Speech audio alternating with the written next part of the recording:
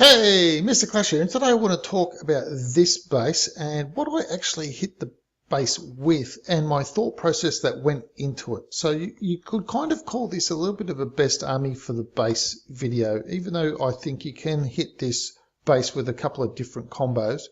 Now, what I thought of the base. So I'll just do a quick, what did I think? How did I read the base?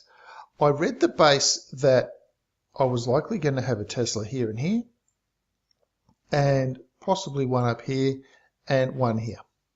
That was my sort of thinking of the base. I know that people are putting bombs outside to stop witches, but the bombs outside thing, I was looking at these weapons and I thought, well, if it was a bomb was going to be out here, it would kind of have to be here maybe, if the witches path this way, but then their skeletons path that way, then the witches would be closer to the wall shooting these things. And having a random bomb just like that without being between anything didn't really seem to make a lot of sense to me. So that's why I didn't really think there were bombs outside. I thought there was possibly a bomb here. That way any hogs would path this way, kind of thing, straight onto a bomb. And there's always a possibility of a bomb on either side here or one there. Now, like I said in a previous video, we were seeing a lot of expos with air defense and then the double bomb sort of expo. You can't fit one here, but I'm just doing this as an example. Double bomb between the expo and air defense. And now we're seeing these expo islands and they've always got the sweeper in the middle. Let me just clear off a lot of this trash and whatever. So now there's something that I noticed which is really important to pay real close attention when you're scouting a base as well, and that was that the core of the base here didn't have any weapons in it. So if there was an intention to jump and make your way across with golems tanking, they weren't going to be going anywhere because there were no weapons in here to draw the golems in. So something to keep in mind. Now, the other thing is, as far as bowler pathing goes, now, if you've used bowlers at any point in time, you know that, let's say you want to drop them here, they'll take out this cannon, they'll take out that. The cannons are gone, and then they'll go, I'm going over to the archer. Archer goes down, cannon goes, I'm going over to the wizard.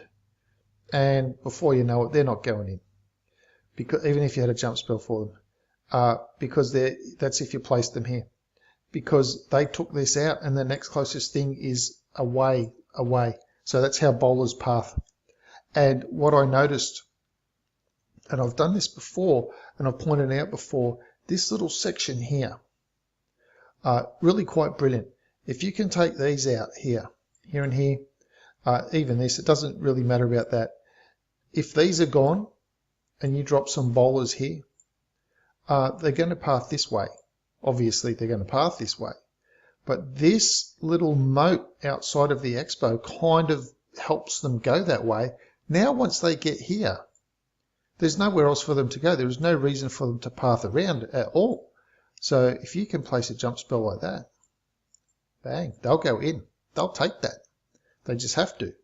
So this was my thinking on this base. And I was like, I could get the jump spell in. I can path bowlers in, getting the kings in pretty easy, take out the queen. I could hog it. There'll be spring traps here and here and here and here and here and here, and I'll be losing hogs all over the place to spring traps. And before you know it, that's probably not going to be looking too good. So I wasn't really feeling the hogs. I wasn't really feeling it for the hogs. I was thinking more along the lines of doing a witch slap. And I thought, look, air defense, not going to be an issue. That's certainly not going to be an issue for healers unless the witches path around this way, then the healers cross over. And that one might be, but by then it's too late. And then I was thinking, you know what? I won't bring healers. And I could see something interesting. And that was, and I had even contemplated a 5-jump golem avalanche. And that was, if I placed a jump here, then I placed a jump here. Then I placed a jump here. 3 jumps. I would be able to take out with bowlers, because the bowlers get the double bounce and the queen, I would be able to take out all of this. I would have access to all of this and that would be all gone just from my kill squad. And I thought, yeah, I'm liking the look of that. There's not too much. That's looking really good to me. That's what I'm going to do. So what I decided on was a 3 jump, 3 golem, Gobo Wee. And that was pretty well the plan. The plan is to, I'll just draw the plan, spread my witches out along here. I'm only bringing 8 witches, you'll see that in a moment. Once that first range of skellies has gone down, get a golem onto this mortar, take out that mortar, and a golem. Now, I know that a golem is going to path where I drop him. So I want to drop a golem here, and I want to drop a golem here, thinking it will go to this archer tower. This golem, I'm hoping, will just kind of hang a bit, start to go somewhere. I'll drop this spell, and then he'll path in. So the timing was a little bit critical in that one. So anyway, that was pretty well the plan. And then I've got the 3 jumps with 1 rage, and then the witches and the wizards will carry on. Let's just have a look how that went in action. I know I've spent a little bit of time talking about it, but I think that's really important to get some of those things across. So here comes, and you look at this. It's a 90-second wipeout on this base. Now, what I did not anticipate was the Tesla popping, and I certainly didn't anticipate 2 Teslas popping. So I've dropped my 8 witches, and I've dropped my, with the skellies, got the golems down there. You can see that 3rd golem, which is the middle one, started to path over, got the jump spell down, so the timing was critical there. And you'll see how the bowlers, nowhere else left for them to go. They have to follow in. The base helped me funnel the bowlers into the base. So if you see that sort of thing in a base, just understand that, or just remember that the bowlers, it will help funnel bowlers in. We're going to have a couple of looks at this because there's a lot to look at. So at the moment, just keep a look at my jump spell, my queen, my king on the right-hand side with the bowlers where the poison spells down and the golems. Now I'm going to have to rage the king at the moment. So I've let his health get a little bit slacker. Then I would normally not let him get that low to raging, but he's done pretty well coming back up. So all jump spells have been used. Bowlers are still up. Golems are still up. I've still got wizzies and witches in the core there. Unless they die to a big bomb, they're all still looking pretty good at the moment. So even though, and all that's the only weapons I have left now, and it's 87% of the base has been wiped out. So I've dropped the Skelly spell up on the left-hand side. Now I did take the Skelly spell just as a kind of precaution where I might need to drop it. You never know where you might need to drop it with this sort of an attack before. And if you'd like to see more on these these attacks, I'll just put the link up there now, and it's basically showcasing this sort of attack. Now let's have another look at this again. We'll have another couple of looks at it, and in particular, we'll just concentrate on the witch drop. Pretty simple. Get them skellies forward. Now the golems, and that's pretty good. So pay attention to the witches on the left and how they deal with that golem.